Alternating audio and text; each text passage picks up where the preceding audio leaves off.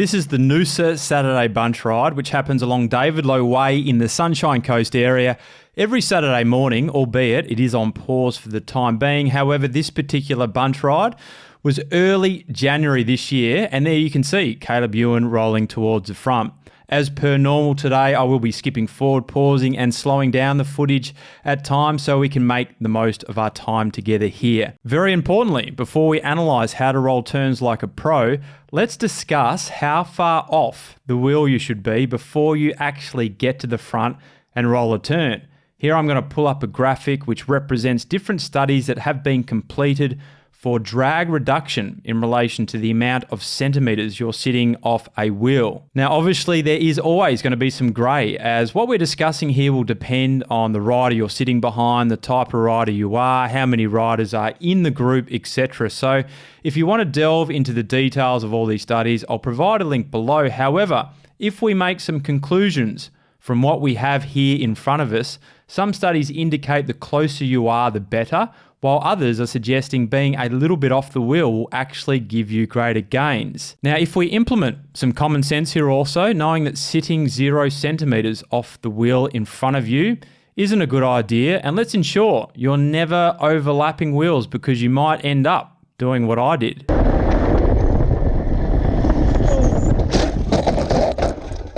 From these studies, it is difficult to conclude definitively what the optimal distance is to keep between your front wheel and the back wheel of the rider ahead. We also obviously need to take into consideration some common sense. All that said, I'm going to make a call that within 30 to 50 centimetres of the rear wheel of the rider ahead, you should be getting a large enough benefit without risking your own safety. Or you could even say roughly 1 to 2 30 centimetre ruler lengths is a great way to also look at it. So as you can see, Caleb's sitting somewhere between the 30 to 50 centimetre mark. Yes, it is hard to be 100% here on video review, but Caleb looks to be bang on, and so are the other riders coming from behind. Of course, with an open bunch ride, you're not going to see it perfectly from every rider, but all in all, everyone's doing a pretty good job here. Now, here's an interesting little section you're seeing from an elite bike rider by the name of Freddie Ovett making an executive decision to fill a gap. He moves his head to the right-hand side first to see what probably would have been a 2 bike length gap and moves across. A welcome move in a rolling turns bunch provided there's safe distance, and there certainly was in this instance.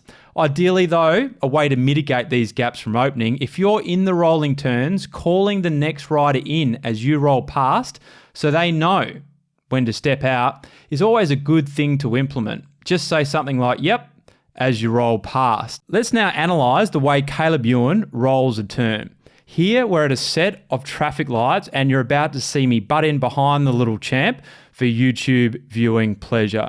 Now I'm just going to pause here quickly to ask, if you're getting good value out of this video today, could you please give it a like and also consider subscribing below if you already have not. So there's a couple of interesting things we can discuss here, but I have a question for you first. Now, what would you say is the most important thing you can do when riding in a bunch and rolling turns?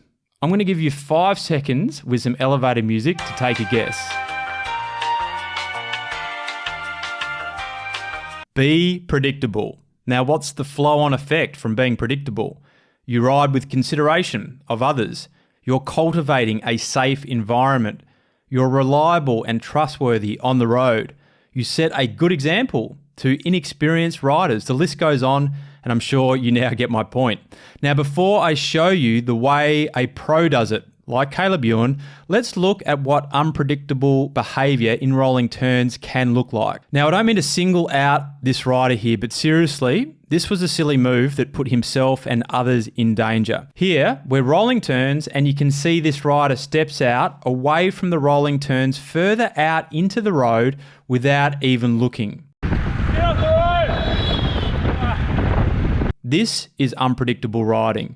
What's the flow and effect from this unpredictable behaviour? Well, for starters, he's left me with a gap to close, disrupting the flow of the rolling turns. More importantly, he's completely stepped off his line, risking his own safety and the safety of others by moving out onto the road without even looking. He's actually lucky that car wasn't closer, otherwise things could have been a whole lot different. In addition to risking his safety and the bunch's, how about the reputation of cyclists on the road? That's the type of behaviour that gives motorists a good reason to get frustrated and fuels the continued anger many of us receive out on the road. If that rider was predictable, however, that would have never have happened. So back to watching Caleb here. Now there is a rider up ahead who you will notice surges when he rolls to the front. Yes, we had just stopped at some traffic lights earlier and thus there was a need to lift the pressure of the bunch to get it back up to speed, but the ideal scenario is you lift the pressure gradually. Surging aggressively is unpredictable behaviour and disrupts the flow of the turns and the group.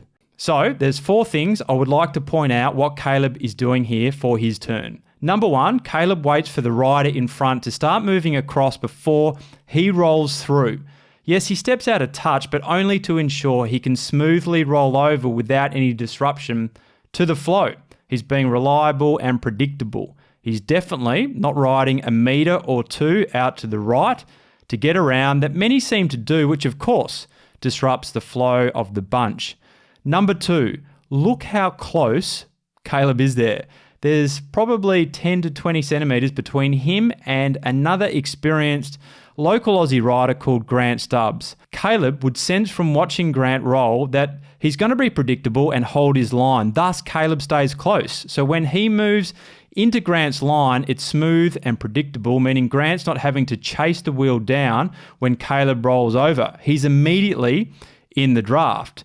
You see, often when cyclists are rolling through, they are over a metre width across before they start rolling in, meaning they create a gap for the rider they're rolling over to close.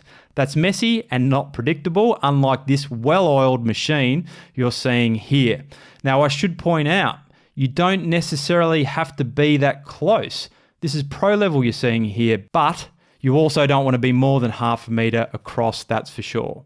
Number 3, see how Caleb's rear wheel is in line with Grant's front wheel just at the time Caleb starts to roll across. He knows that by the time he's smoothly yet quickly rolled over, travelling around 3 to 5 kilometres per hour faster, he'll be roughly 30 centimetres in front of Grant's wheel. He's been predictable to me and considerate to Grant, who's going to catch the draft immediately. Number 4, Caleb is 10 times stronger than any of us in this bunch today during the rolling turns. And this one you see right here. Do you see Caleb surge at the front at all? Absolutely not. The only time he did this was when no one rolled through and he and the rest of the bunch reached the bottom of a hill where everyone has a crack, meaning the surge you see here was actually predictable behaviour